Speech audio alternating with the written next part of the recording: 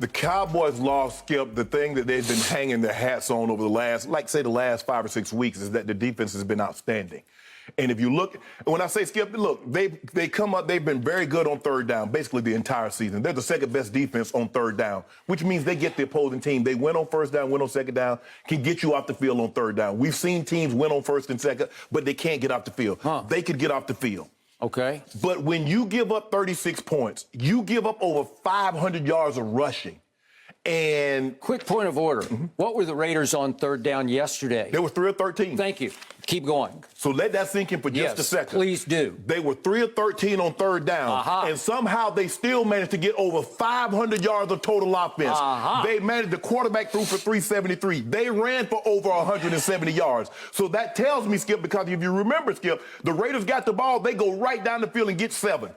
And they did a good job of keeping them out of the end zone, but the Raiders were moving the ball and getting those field goals. Well, your team wasn't getting any points early on. Your team didn't seem to pick it up until the fourth quarter. And allowed a problem again, Skip. And I've said this before, Skip. What happens, and I've been trying to get you and others to understand, Skip, what happens when you don't get 4 turnovers? When you don't get pick sixes, you don't get scooping scores, or when you don't win the turnover battle. And yesterday, neither team turned it over, so you got to push. So now you don't get cheap points. You don't get short fields. You lost the turnover battle to Kansas City. You lost the turnover battle to the Broncos. So when you lose the turnover battle, or you're not at an advantageous situation in the turnover battle, then what happens? And that's what happened yesterday, Skip. Look, I've said this all along. I've felt that you were the 5th best team in the NFC. Even when everybody was going bonkers, Cowboys were going to the Super Bowls, and everybody had their pom-poms on. I said, I don't think you're better than the Cardinals. I don't think you're better than the Pats, the Bucs, or the Rams. And right on cue, and I said, and I'm glad you talked me out of it, Skip, because I was about to concede. But I thought about it for just a second. I said, the Cowboys are going to do Cowboy things at some point in time, and it's going to happen. Skip, and your coach, when you look at all these penalties, Skip, the penalties weren't one-sided. We see this in basketball, Skip, where one team would shoot 30 free throws and the other team would shoot 5-10. Okay, that's a huge disparity. But if I get 14 penalties for over 100 yards, you get 14 penalties for over 100 yards, how's it a disadvantage? I'm getting penalized just as much as you are. And it wasn't like Anthony Brown wasn't doing those penalties, Skip. He was. You watched him. Tavon Diggs got one. They could have called one on Diggs when he threw the ball to Zay Jones up the other side. Skip, your defense let you down because your offense didn't look. The offense got it going late. But they did put up 33 points. 33 points should win you a lot of games in the NFL. I think they're number 2 in scoring, averaging about 31 points a game. So they gave you 2 more than what they normally average. Your defense didn't come to play yesterday like they normally do, and it cost you the ball game. It's been on, I think, the 3 times in the last 40 years. 3 teams have given up 500 yards of offense, had 100 plus penalty yards on defense, and all 3 of them lost. So we're not surprised that you lost this ball game, considering how poorly you played on the defensive side. Skip, I just don't know what to say about the Cowboys. You guys, that was the 29th rush defense. And you get, how many carries? You give Tony Pollard, Zeke Elliott 19 carries against the 29th rush defense? And you expect to win, and Dak threw the ball 47 times. So basically 2.5 times more passes than runs. What's your favorite stat that you always read? When we throw it more than we run it. 29-0 under Dak Prescott. 29-0. And more times when you run it, when you throw it more times than not, it gets you in trouble. What is Dak Prescott this year when we don't run for 100 yards? 0 and 4. He got this many wins. 0 and 4. 4 losses. Tell me when you're finished. I'm gonna let you have it. Okay, it is my turn. I took last night very hard. I'm a little hoarse from screaming at my television. I did not sleep, so I apologize up front for all the above because I'm not quite in my right mind at this moment. But I want you and everybody else to know I have been a fan of this football team since 1961. And I know what it feels like to watch Roger Staubach lead us to Super Bowl victories over the Miami Dolphins and the Denver Broncos, the Denver freaking Broncos that you played for. I know what it's like to watch Roger lose 2 Super Bowls narrowly to the Pittsburgh Steelers. And I definitely know what it feels like to watch Troy Michael Emmett lead my Dallas Cowboys to 3 Super Bowl victories. I know all of the above. And because of all that, last night was the single most gut-wrenching game I have ever watched. Of all those? Of all those years, because of how much I thought of this team, as you well know. Yes. Because of how much more I believed that my team was so much better than that other team yesterday. Mm-hmm. That other team had lost 3 straight games. That other team had gone through chaos with its coach and its wide receiver. Mm-hmm. And it came in teetering on collapse. Mm-hmm. And all you needed to do was just take care of business right out of the box. Yes. And what did I see? I wish we had lost the game 50-0 instead of the way we lost it. Because what I saw was the most excruciating, painful nightmare I have ever witnessed of digging holes and digging back out, and digging another hole and digging back out, and digging another hole even deeper and barely digging back out. Until in the end, I told you, this was do or die for my team as I thought it was. I told you that we had to win this game yesterday because it's a gimme. Now it gets tough. Now it gets dicier and dicier as it gets colder and colder because they have played no division rival on the road just yet. Mm-hmm. And so I sit back yesterday and I say, do I really believe my team can still win the NFC East? I do not. I'm sorry, I don't. I think you have a very good chance of winning this bet because in the end, last night, when I sat back, what did I see? I saw a bad football team. Seriously, I know football. Mm-hmm. I really know football. Mm-hmm. I saw a team that was poorly coached and poorly motivated. That's what I saw. They were not ready to play against the nearly dead-in-the-water Las Vegas Raiders. Team that had given up 41 in back-to-back weeks. That is correct. And to your point, the 29th worst rush defense that had just given up 156 at home to Cincinnati, mm-hmm. and we can muster up 64 yards? Are you kidding me? We had a franchise record 166 yards of penalties yesterday.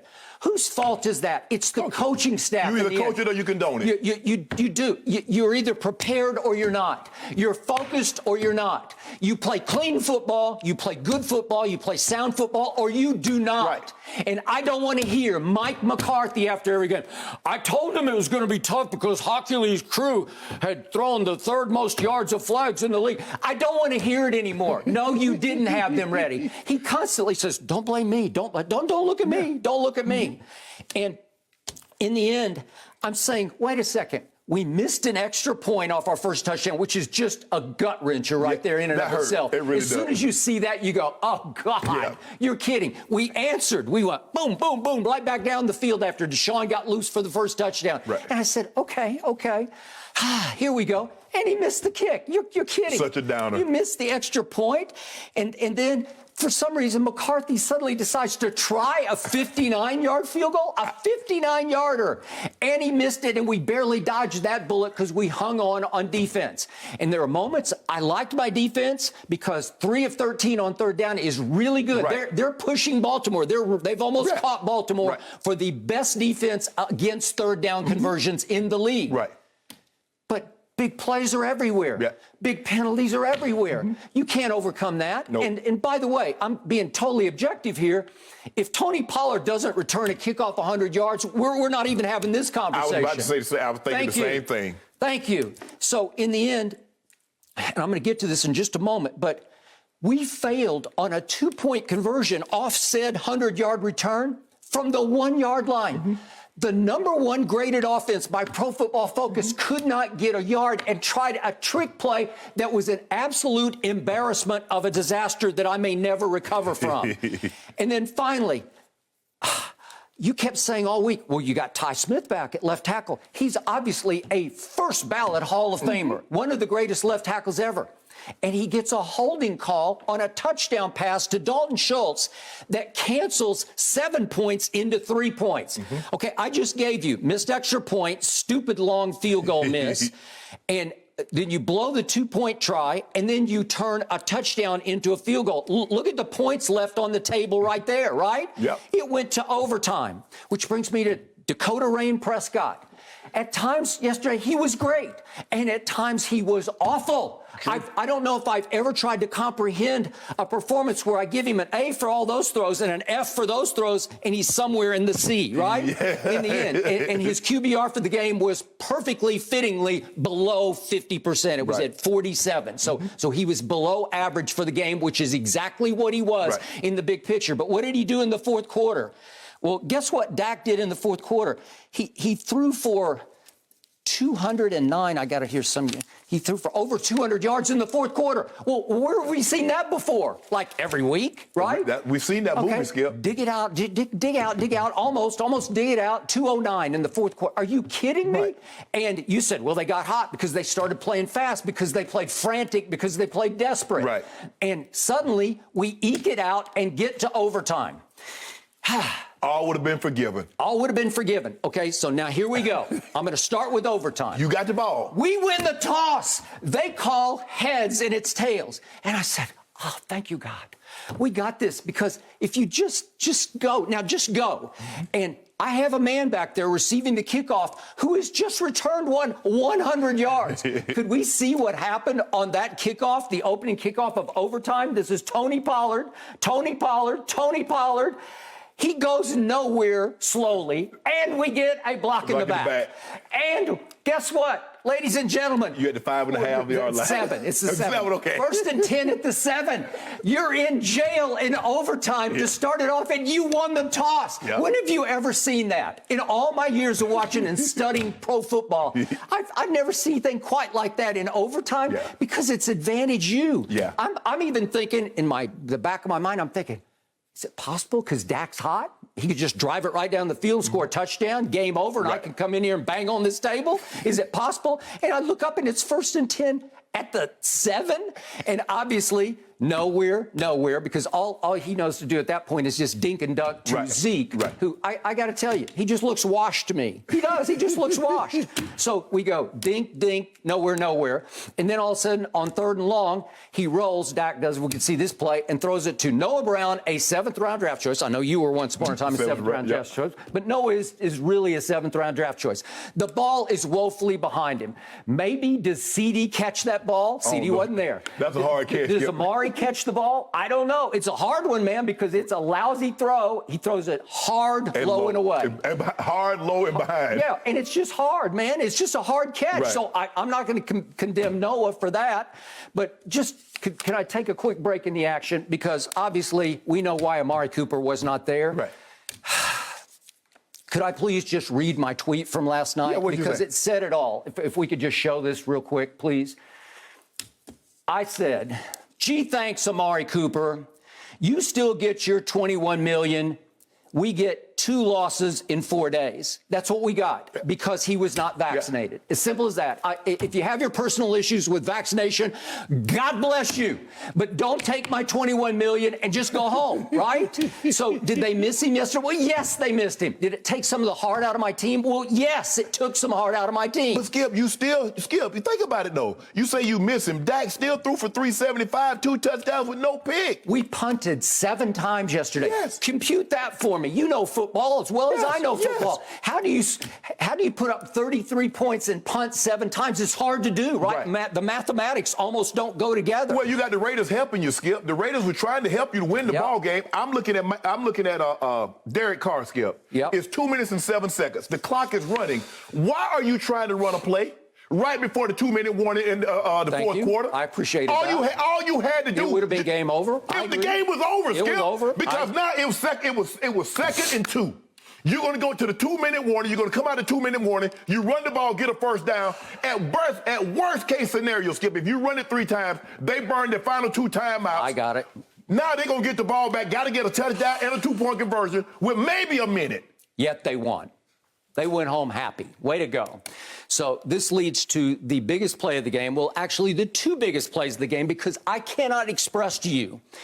It's the old agony ecstasy, except it was reversed for me yesterday, because I went ecstasy and agony on successive overtime plays. Because the first play is Your man, and now my man, Micah Parsons, making a strong case for Defensive Player of the Year. He pulls off a sack on this second down play, and I said, thank you very much, because he finally got, now he bothered him all day long, but he got home on this one, and he got Derek Carr on the ground this time, and all of a sudden, I am jumping out of my chair because it's 3rd and 18. We have dodged another bullet. And guess what happens on 3rd and 18? Anthony Brown happened again. For the 4th time, he gets flagged for pass interference.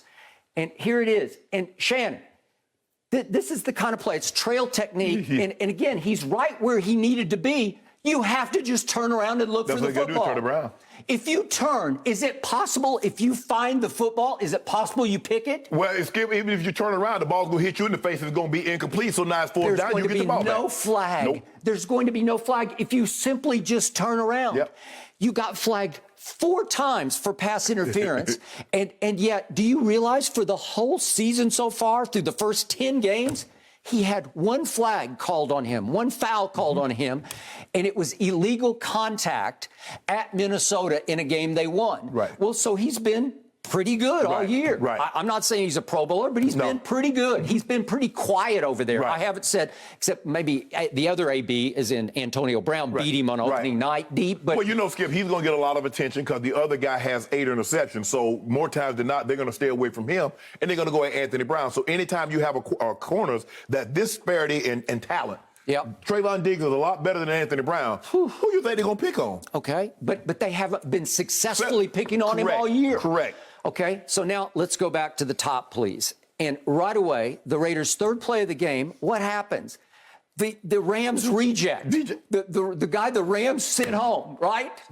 Deshaun Jackson. He can still run, He can still run. He can still run for the Rams. And right away, I'm like, no. And it's little Jordan Lewis, and he's played a horrible angle by Kazee. Kazee, and Jordan Lewis was behind him. Well, Skip, you can't take this. Skip, you can't take this angle as a safety. What kind of angle is that? Well, how many times have we seen him take bad angles this year?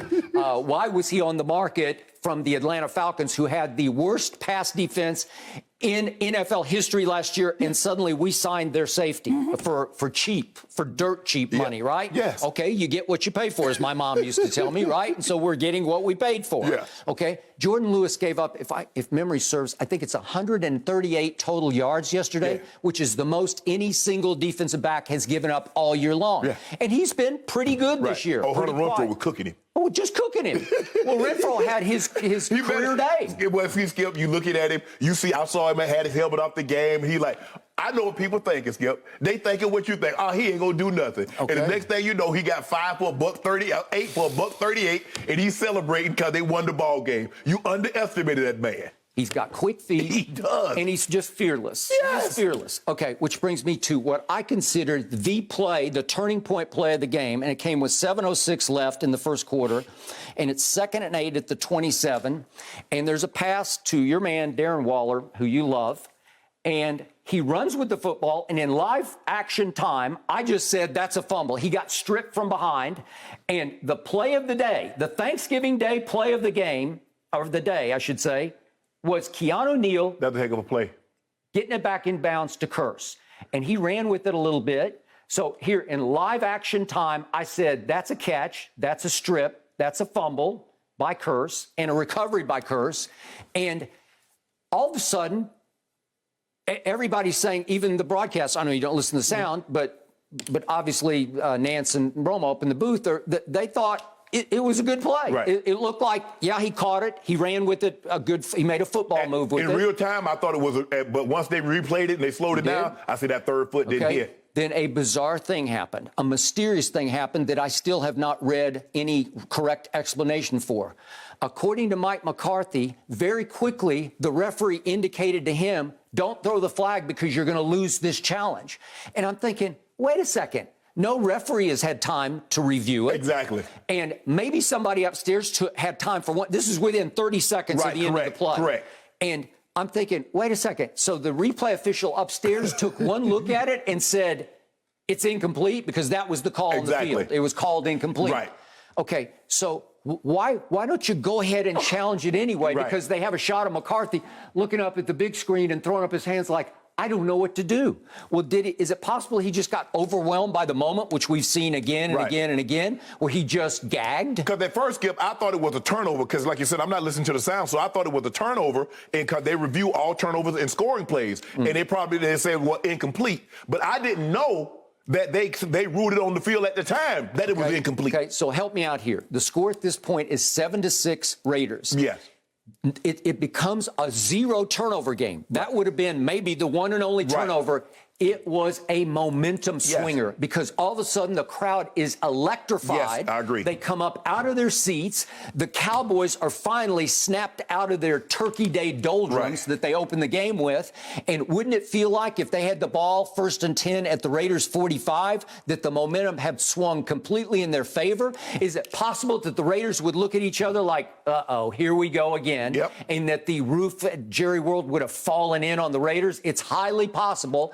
But it did not happen because McCarthy did not challenge. I think he is completely overmatched under pressure to make in-game strategic decisions. Well, hold on. Jerry's been telling us all year he has no problem with this man's coaching, with this man's adjustment, with anything this man does in the fourth quarter. We've called and said there are some things that's going on that come playoff time, Skip, or the further you go into the season, is going to be a problem. Jerry says, I have no problem whatsoever with what Mike McCarthy is doing. So I wonder, does he have a problem with his coach not challenging that? Because I don't care what he says. I'm throwing the flag. You got to throw the flag. It's worth it just to see because it's such a huge – if you have a feel for the flow of the game, which he does not, you just say, I have to risk this. Yes. Okay, last turning point play of the game for me.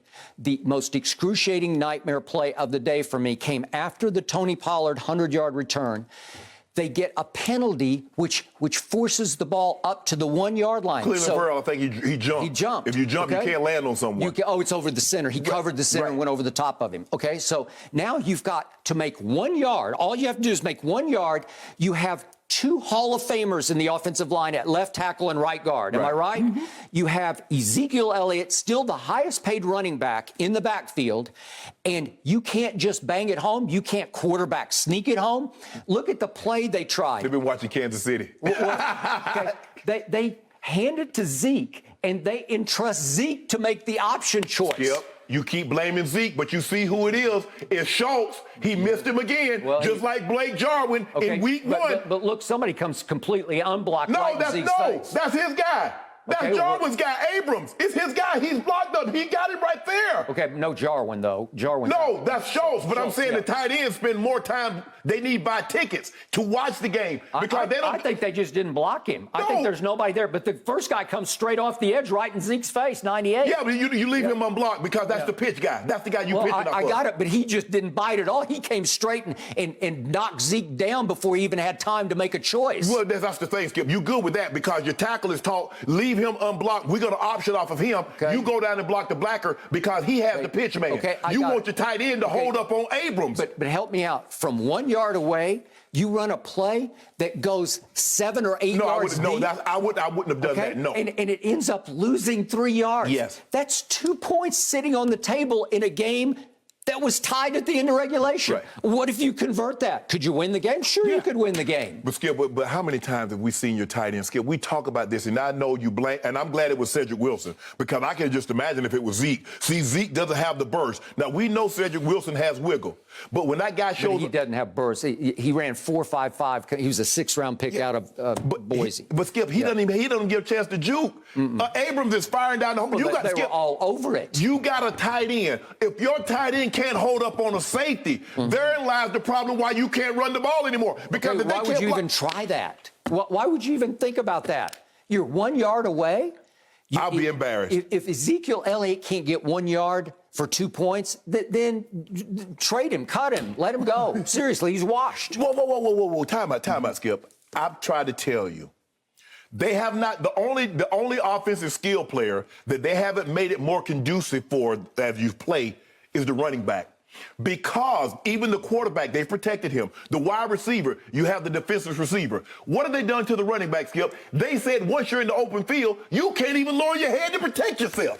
So after he's taking all these carries, and that's what I told you, Skip, I've never seen a running back. We've seen guys, quarterbacks and receivers, have a dip in performance and come back and go up. We've never seen a running back do that, Skip. And you said after 2 straight years, he's going down, he's going down. But for some reason, you thought he was going to pop back this year. I did, and he popped for 3 games, and now he's down almost as bad as he was last year. But, Skip, are you sure that you can get this kind of production that you want from him with 9 carries? He's not that type of guy.